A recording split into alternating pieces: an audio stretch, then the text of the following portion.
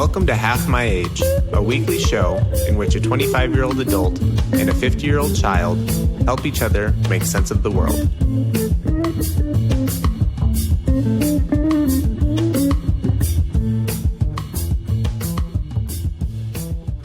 Mrs. Filholm? Welcome back to the show. Hi, Andrew. Thank you. Nice to hear you again. How are you? I'm doing well. I'm doing good. I'm doing great. Life's good right now. Life's good. What do you got? Anything interesting today? Little by little, the unknowns in my life are becoming known. I don't remember if last week we were still waiting for a closing date, but we've got our closing date. We've bought December 18th, I believe. Well, okay, OPSEC, Mrs. Filholm, way to wrap me out. You said it last week, Andrew. Well, OPSEC Andrew, way to wrap me out. Okay, Andrew. So that's done. We've bought the appliances that we needed to buy. You did? Ooh. Mm-hmm. That's exciting. What color did you get? Stainless steel. Hell yeah, you did. That's fun. I kind of think you have to try pretty hard to get something that's not stainless steel today. I agree, but I have someone in my life who, it's my sister, whatever, she doesn't listen. She recently bought new appliances, which are coming after Christmas, and they're black. Oh, yeah? Yeah, I felt like that was an odd, like, I am with you. It seems like in the world of today. I do love stainless steel because it really is easy to clean. I don't care what you say. It is nice. One thing I got will some say good, yes? about your sister's choice is apparently, due to COVID, the factories in wherever the factories are, they've been closed. They haven't been producing appliances at the same rate they usually do. Mm-hmm. Not to mention, people, they're thinking about their appliances more than they usually do because they're spending more time at home. So there is an appliance shortage right now. So yeah, I've heard that as well. They're pretty hard to come by. Yeah, like Macintosh book computers, if you want to know, really. Hard to come by. COVID, everything's wonkadoodle. But that's exciting. Okay, so appliances are ordered. And what else? Delaney's working on some other stuff. Dining room table, curtains and blinds and, all kinds of words that mean the same thing in my head, but apparently are very different. Window blankets, really, either way. That's right. Yeah, we were, we were very concerned about the big window in the bathroom. So, of course, we've got to have blinds on move-in day for the big window in the bathroom. That's job one, really. Yeah. Meanwhile, in the back of my head, I'm thinking, well, shit, why don't we just put a bed sheet over it? Because that's what one does. One puts a bed sheet over the thing. But that, now that I'm an adult and I'm it's not acceptable, 27 years of age almost, it's not acceptable anymore. I remember the day, not exactly the day, but the time in my life when I realized that cinder block shelving was no longer an acceptable option for a woman of my station. Mm-hmm. Cinder block shelving is the baddest, coolest thing in the world. I used to do it in New York City. I had a whole plan. Every time I moved a lot. It's heavy. I mean, they're heavy. You got to move those cinder blocks, but they can be breaks down moved nicely. into any configuration. And then if you need a cinder block, you got it. And that's just how I lived. And I thought it was kind of industrial and cool. And, I came from the time when my friends and I were living in like Brooklyn lofts and stuff. And it was that industrial punk kind of cool. And that at a certain point when I had children in the house, I looked around and the rest of my friends were like buying not Goodwill furniture and couches that cost real money and shelving units and stuff. I went, oh, damn, bummer. Cinder block shelves are no longer acceptable. Huh. Still got them in the garage, though. Yeah. I love shelves. I love a good shelf. Delaney has this pent-up need to decorate something, and she's been living in apartments, since she moved out when she was 17 or 18. I've been living in apartments, but maybe it's because I'm male, maybe it's because I'm different. I don't have any pent-up need to decorate, but I think that there is a backlog of creative energy that needs to get out. Yeah, it's a backlog. Yeah, nesting. Absolutely right. Nesting is exactly because you've been living the right in word. A small space where you knew it was temporary as long as you lived there, and so why put holes in the wall? You guys are practical like that. Me, I'm just like, put holes in the wall. I'm here for 6 months. This is my nest. You know how I feel about nests, Andrew. I know. Yeah, I believe that. Well, how fun. I sure hope I can come down and be part of it, but probably not in the era of COVID. I'll never see you guys in person again. Probably not. Probably not. Seriously, probably goodness. What's not. going on in your life, Mrs. Filholm? Everything's rosy over here. How about on Shakedown Street? It's good. Shakedown Street is good. Winterize the garden, doing some stuff. Also organizing a lot of, like yesterday, I organized under the sink. That's cool. It's always fun to go under the sink and see what you find. It's not bad at the dollhouse because it's just me and I haven't lived here that long. It was just a little wonky. Oh, these are the COVID times. We do a lot of Marie Kondoing, don't we? I've organized my jewelry. I'm currently in the process of organizing my clothing. And once again, going through, like, if I haven't worn it in a year, it's dead to me. That kind of thing. Do you have a lot of kitchen? Do you have all your kitchen stuff that you need to move in, Andrew? I know that's important to you guys. Mostly. The one thing I want, and people think I'm joking about it, I want a floor standing... Yeah, Hobart mixer. Hobart mixer. I know you can't have that. You have a really big house. I should think that's exactly what you have room for. And really, it can double. It could be a baby bathtub someday. Huh. I never thought about that. It's a perfect size for a baby bathtub. It's like a baby hot tub. I mean, really, there are double uses. You could agitate the shit out of that baby. No, it'd be like putting it in a washing machine. Oh God, I got shamed for my knife skills recently. Thought of you and your YouTube predilection for watching videos and how to learn to be a chef. I got shamed for my knife skills. Who's making fun of you? Someone close to you? Yeah. And, here's the thing. It's not elegant the way I chop an onion, but I want to tell you something. I chopped 3 times as many onions as that motherfucker. I'm efficient. I've raised a family. I've served and cooked for the masses like an army cook. I don't have time to be precious and pretty about it. Did the onions get chopped in a way? Also, they were going to be pulverized in a blender. What were we making? Pumpkin soup. And we needed 3 cups of onions, and they needed to be roughly diced, and then they're going to be thrown into a blender after, after sauteing. Oh, sure. So who the fuck cares about what they look like? And I'm like, what are you talking about? Yeah, well, it was inelegant and whatever. I'm just saying, I'm efficient in the kitchen. And the other thing that I've realized is hanging out with people who are real cooks and care about it. I mean, it's amazing actually, because if you pay attention to things like temperatures and timing and, the science of cooking, you do get a beautiful product. But I am, of the school of thought, I'm feeding the masses. Just get her done. You and I are yin yang on that one, because I spend just way too long working on stuff. It probably takes me 4 times as long to chop an onion as it would you. Yeah. But you get very precise, very perfect dice. Everything is not exactly as it should be, but it's pretty darn close. I feel like I'm that scientific cook. If you give me instructions, I will follow them to the T. I will take time. Oh, yeah. Same person complained recently about, God, I hate it when they say salt and pepper to taste. Frustrating, because he wants to know the exact measurements, because that's science. And I'm like, oh my, anyway, it's just funny, isn't it? Yeah, I get it, that that's a certain art. And there is a certain zen and beauty to it. And because of second shutdown, I have had moments of, I'm chopping onions in the kitchen, I'm grating cheese, we're making a meal together. I don't have a thought in my head, and it feels very zen and beautiful, meal preparation. Mm-hmm. But for so many years, it has been don't like eating. Feeding myself seems like, exhausting. I resent my body's need for nourishment. And also just the mad dash of feeding a family and teenage boys and their friends and the wrestling teams for so long. I just got very farm wife about it. But yeah, I can appreciate the... and listen, I learned this cool technique for chopping an onion. Do you know what I'm talking about? Where you hold let's call it the stem. That's not what it's called. And you chop away from it in vertical strips, and then you chop, in horizontal strips, and you got a cool thing, and it doesn't fall apart. It's a very elegant way to do it. And I can learn new tricks, old dog new tricks, but just saying.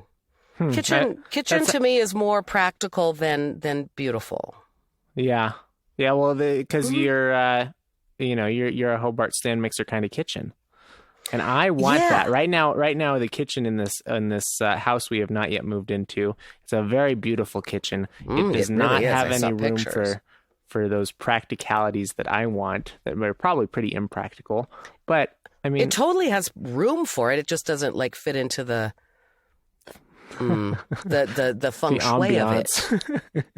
Yeah, right. Yeah, well, It's also yeah, got so it's a beautiful thing, though. one special thing about this kitchen is that it has double ovens, which is something my mom will tell you she That waited is like 20. amazing. Yeah. I don't know. I don't know how many years she lived in a house where she didn't have double ovens, but it took her a long time to get her double ovens, and it was kind of a moment for her in her life where she knew she'd made it.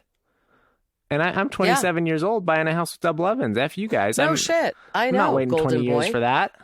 No, you're not. That really is cool. Double ovens. I have a new to me gas range. Did I tell you that on the podcast?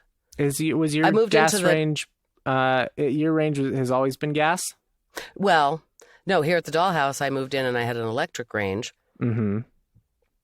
and it really pissed me off. It was very difficult. I prefer cooking on gas. I have for many years, and so my friend who has a kitchen and bath business, whom we've discussed, they had a pull out and it's like a perfectly functional gas range. Do you want it? And then another friend who came in and installed the gas line. We just had to move gas over to the proper area. So now I have a very cool gas range and I do love it. It makes a big difference for me. I'm excited. I've got a gas range at the new house. I've never cooked on gas, always had electric. It's so good. It seems like it's there's a lot of gas snobs in the world. And of course, I'm a gas snob and I don't care what really you say. are. You absolutely, I have more control over it. The electric thing. And I had one in the dollhouse, the range that I inherited when I bought the house had that glass, I mean, like I've burned my hand on it, wiping the range off because the surface, is still hot. Yeah, that's Not what I've used got to in my it. apartment right now.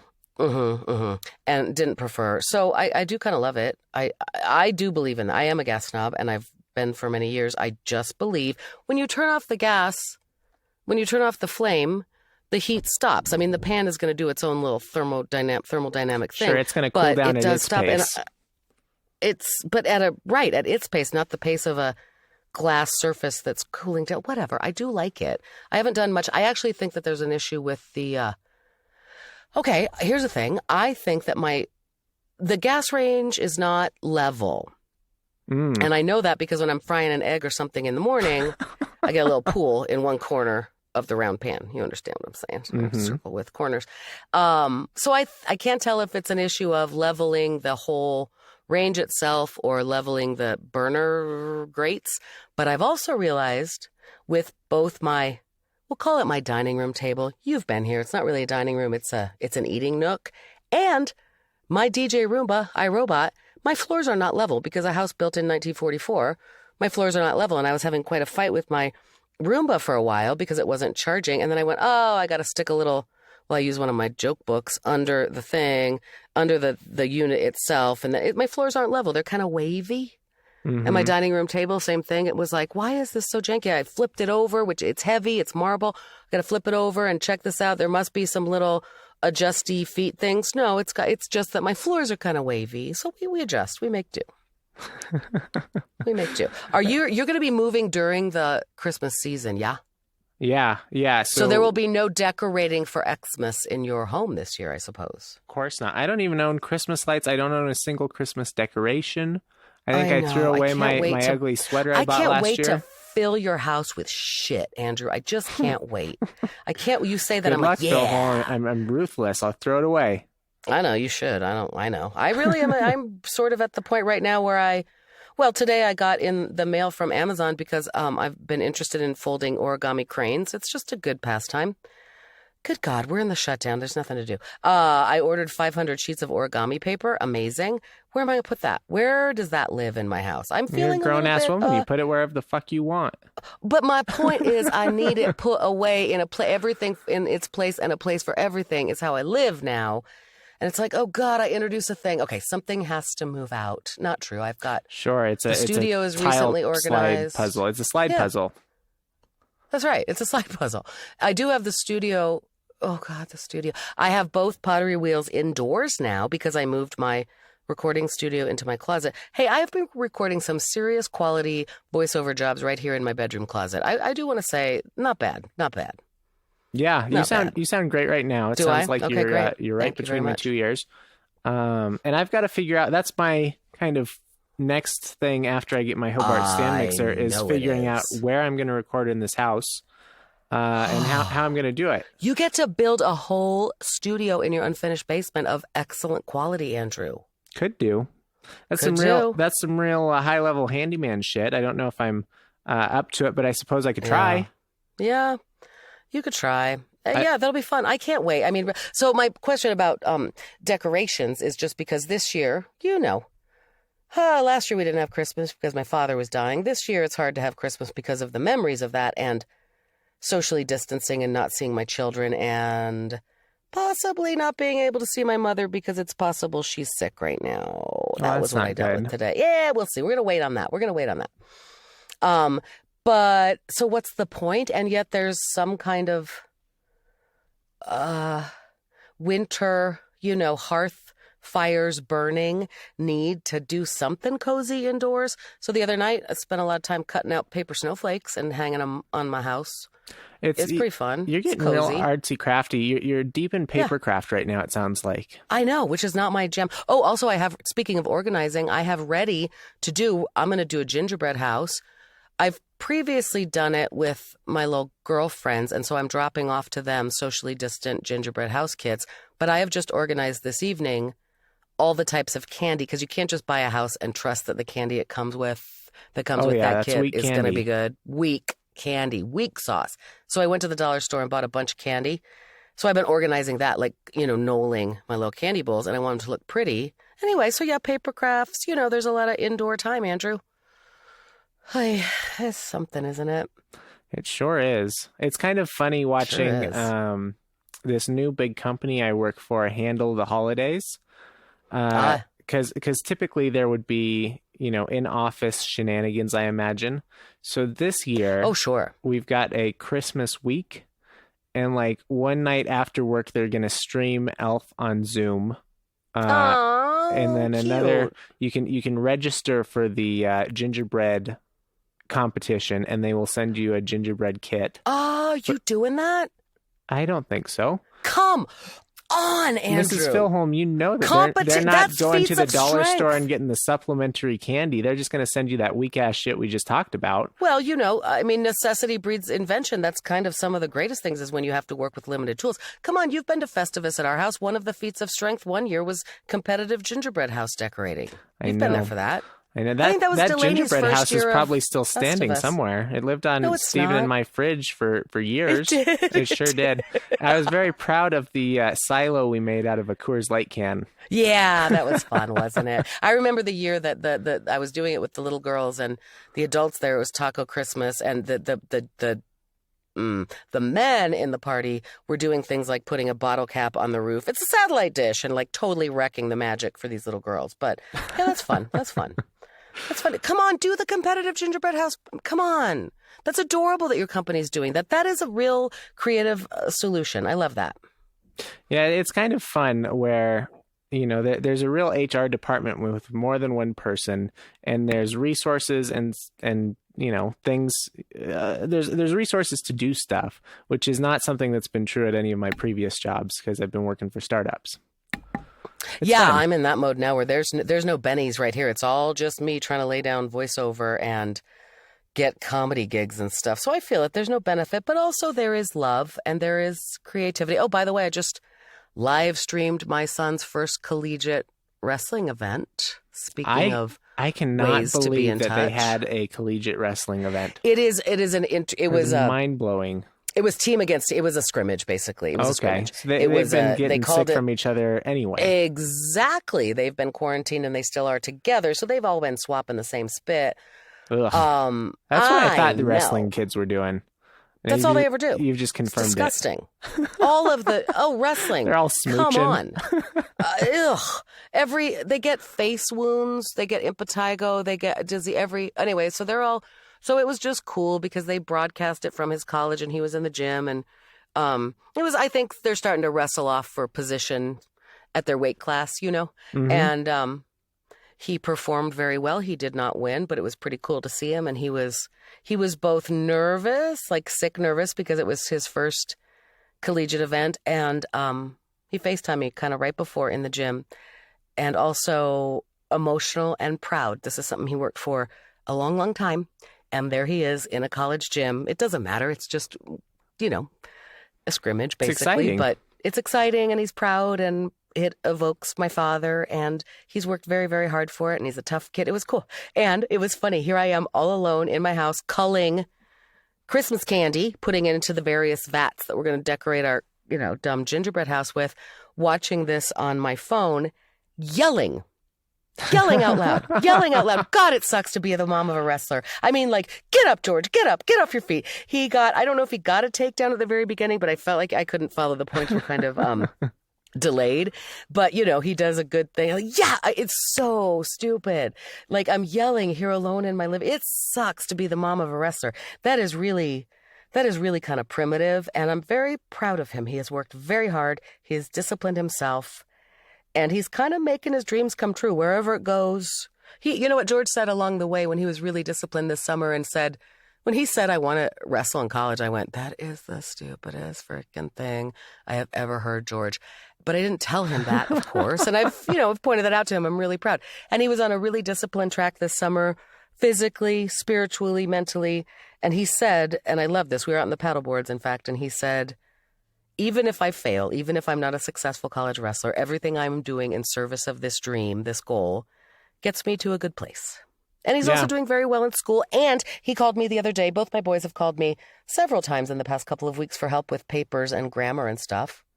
Gotta love that. I'm so far removed from writing an essay. I barely even remember it. I know, but isn't that cute? He calls, and both of them are good writers. George is a good writer because he's got a mathematical mind, so he writes like a proof. Mm-hmm. Mathematical proofs, and that's what essay writing is. And Augie in France, well, it's funny talking to my kid in France. Dude, he's been there almost a full year without coming home. He's been there, 3.5 years total. He struggles for words in English now. He speaks French all the time, so it's kind of frustrating talking to him on FaceTime. Like, bro, the word for that is essay. The word for that is grammar. He can't think of it in English. It's funny. And so he kind of wrestles with ideas more than George does. But both of my boys are good writers. And it's also funny, somebody mentioned this recently. Geez, if you were my mom, as some seriously former students still to this day will send me a piece of writing to have me edit it and critique it. My boys don't. It's cool that they both called me for input recently, but they don't send me their papers for final editing, red pen editing. And my friend was like, what the hell is wrong with them? They've got you in their back pocket. I'm like, well, that's how it is with your parents. Yeah, that's how it is. Oh, I saw a picture. It came up, time hop and stuff. Mm-hmm. I think it was 6 years ago. You must have been, where were you, in Belarus? Because it was a picture of Delaney and me out on the town together. Delaney and I went out for dinner when you were traveling for the first time. When you were very new. Was it 6 years ago? Have you known her? You have not known her that long. Nope. It would have been Let me look it up. 2 years ago, 3 years ago. I don't know. Oh, the 6 year ago thing was on Thanksgiving 6 years ago. I made Augie Filholm laugh. That's that funny. One. Okay, wait. The picture of Delaney is so cute. Wait, let's see. Anyway, it was cute. Delaney and I went out to eat. Remember that? I wonder if she does. You were traveling. Were you in Belarus or? Yeah. Yeah, I was probably in Minsk. Oh, you were in Minsk. And Delaney and I went out and had our first one-on-one time, and it was delightful. Look at her pretty eyes. Oh, that bride of yours. Isn't she something? She sure is. She sure is. I don't know. What else? What else you got? I don't know. It's been a weird week. To think. I got some listener feedback from our biggest fan in Minnesota. Okay. And she loved our gratitude episode. She thought it was really sweet. Aren't we wonderful? Oh, okay. And that's nice. Every so often, someone reaches out and they say, "Hey, I listen to your podcast," and it's always such a pleasant surprise. Oh my goodness, I can't believe, right? I can't believe you're taking the time to listen to this podcast. Like, glad you got your new computer. I'm like, wait, what? I know. I do have a few of those coming out of the woodwork, and I mean, seriously, hello to my children's godmother, Jenna, who listens to this podcast. I cannot believe it. I have a show tomorrow night. How do you feel about this? Where is it? Well, it's at a theater in Denver, and they're going to do, because Zoom shows are terrible, comedy Zoom shows are terrible. Theater in Denver. I'm not gonna, I'll post the link. I'll send you the link to buy tickets. It's called a Not Safe for Work comedy show. It's gonna be raunchy. Yeah, no chance I'm going there, Mrs. Filholm. You're not going there. You should not go there, but also people should just buy a ticket to support the theater. So what they're doing is kind of cool because Zoom shows suck. We've talked about it. And so what they're doing is giving us a stage and a microphone, and it's a 3,500 square foot space, and there will be like 10 of us there, which is under the CDC guidelines, with masks, microphone condoms, wash your hands, sanitize everything. But it's better to be on a stage with a microphone and lights, and at least there are other live comics watching us, and then the thing will be live streamed. So kind of cool. It's like a hybrid show. They're also opening it to some comics, like if you have to zoom in, da-da-da. You know what that is, Mrs. Filholm? That's a Netflix special. Right, we're gonna put you on stage with a microphone, and we're gonna make a recording of it. That's a Netflix special. You've got a Netflix special coming I would out. like to point out that Netflix specials they have live audiences, and in fact, I watched one recently, and I was like, this guy mentions he's in Denver. I'm like, where the hell is he in Denver? It doesn't look like any background in Denver I recognize. He was at Comedy Works South, and what they had done is put up theater flats. You know, I'm talking about like fake walls, and to bring it in so tight. Clearly, this is pre-COVID. To bring him, like the stage at Comedy Works South is kind of big and cavernous, and it's got weird hot spots. So they brought it in so that he feels like he's on stage with people. And, you know, that's always been the thing for comedy. Like that, I can't exactly explain why, but good comedy houses are tight. The audience is slightly uncomfortable, maybe a little bit cold, and the ceilings are low so that laughter doesn't escape, I guess. And that whole idea, I think it's that laughter is contagious. What's that? I said you got to seal in the flavor. I guess. I mean, I'm not kidding. That's a known thing. And it's so interesting. And today, gosh, all the comedy I've done in the past so long has been literally out of doors, and it's changed everything. Anyway, and I'm headlining the set tomorrow night, Andrew. That's nice. That's really nice, there Mrs. you go. Filholm. It is Congratulations. Nice. It is nice. Well, thanks. But again, not safe for work, like beyond. And I thought about, I don't have to be gross. It's literally like a bring your grossest shit kind of show. I'm going to request that they don't archive it. I don't. And that's if you're the headliner of this show, and it's about bringing your gross material, that must mean that you are the nastiest of the nastiest, Mrs. Filholm. You're a big nasty wheel in this town. I really thought about that. Oh, well, again, I'm not going to post this, but you saw it. I'm not going to post it yet because it is whatever. But yeah, recently, a pretty famous comedian out there called me grossly adorable. That's my brand, isn't it, though? I'm gross and I'm adorable. I know. I mean, I don't have to I could do teenager stuff. I mean, I can still make them laugh. It doesn't have to be gross. But there was a certain amount we're looking at last night, like, what is this show about? And oh, golly, it's really, yeah, I know. I realize that. And actually, one other person, particularly on this bill, crazy, like, we're going to call it alternative comedy almost, in terms of making people uncomfortable. Okay. Yep. Remember those days? Isn't that funny? Remember those days, Andrew? It was 5 years ago, I think. Maybe it was 6 in November that you and I went to my first open mic. You were there, son. It's pretty crazy. Anyway, pretty wild. So the comic in question, I asked who else is on the bill, and I went, oh man, that is a comic that is like specifically make you uncomfortable, in your face, edgy. Yeah. And then I'm headlining that. It's almost like I don't want to go after that. Well, we'll see how it goes. Of course, I'm excited. I'm sure it'll go great. It'll go great. And the truth is, when I got booked yesterday, I went, oh, cool, something to write for 2 days. You know, something to think about and put my energy toward, because my joke book, I'll have thoughts nowadays about something hilarious and go, what's the freaking point of writing it down? There's no comedy. There certainly is. We're gonna survive. We all shine on, don't we, Andrew? We sure do.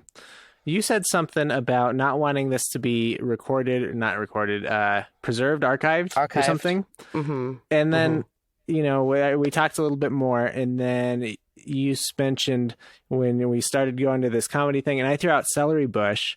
And celery bush is something that these days only exists in my mind as a prop comic. He shoved an entire head of celery down his pants so the leaves were sticking out the top of his pants. And he says, look, I'm celery bush. And I thought that was the funniest thing. I still think of it. You really did. I never 3 times a month. Uh-huh. And I can't, there's no internet record of this thing at all. Nope.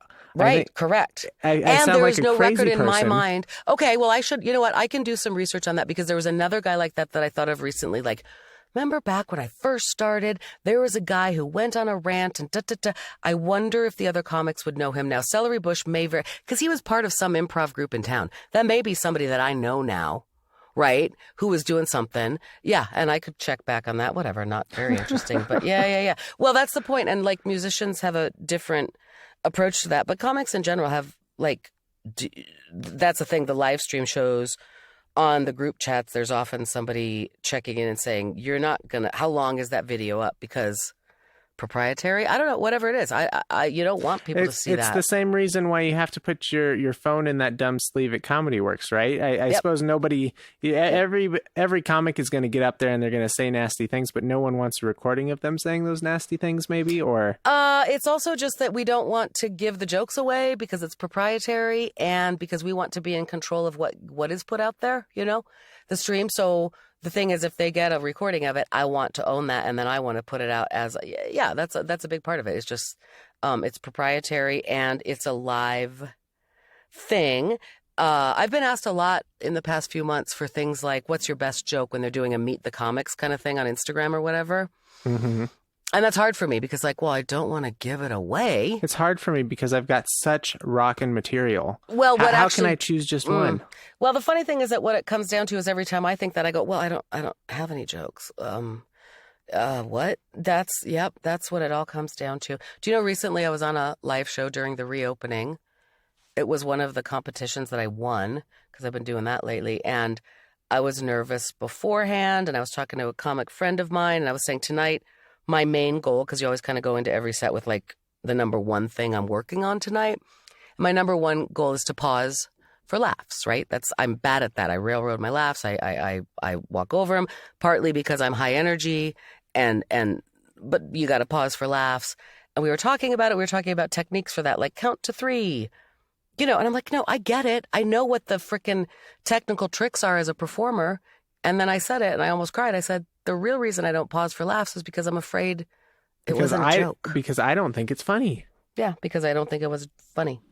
And anyway, whatever. Comedy, isn't it something? Still remains the thing that gives me the most life and the more in these crazy, crazy times. It's fun and funny to be a person who now more naturally than ever has leaned into, that's what I do. I flip things and make them funny, and sometimes it's offensive, and often it's inappropriate. But my God, it's all we have. And owning that, as you and I have documented now for how many frickin' episodes? Good grief. I always got in trouble being funny. 88, that's obnoxious. I always got in trouble for being funny. Being funny did me no good as a kid, and it's doing me some good now. That's kind of nice. That is nice. It's comforting. Yeah, it's comforting. It's comforting. We all, in the era right now of Christmas carols and cutting out snowflakes in gingerbread houses and the warm hearth of, it's cold outside and we got to warm up our insides. It's funny to just always believe that, but laughing is the very best thing. That's all I got. Well, I think that's a great note to end it on, Mrs. Filholm. I do too. Do you feel like we brought Ruckus? Because I don't, but whatever. Candidly. Yeah. I have no idea if we've ever brought Ruckus. We can't. That's right. We can't look at it ourselves. We are no judge of that. Our method on the microphone's banging. We know that much. Yep. I guess so. Do you realize that was a pull from that very same song? Are you the only reason I know that is because it's at the bottom of our webpage. Okay, good. Exactly. Exactly. Oh, golly. All right. Well, Andrew, we'll talk next week, and nice to check in with you. Proud of my sons. Proud of you. My love to Delaney. Happy holidays, Mrs. Filholm. Thanks. Bye, Andrew.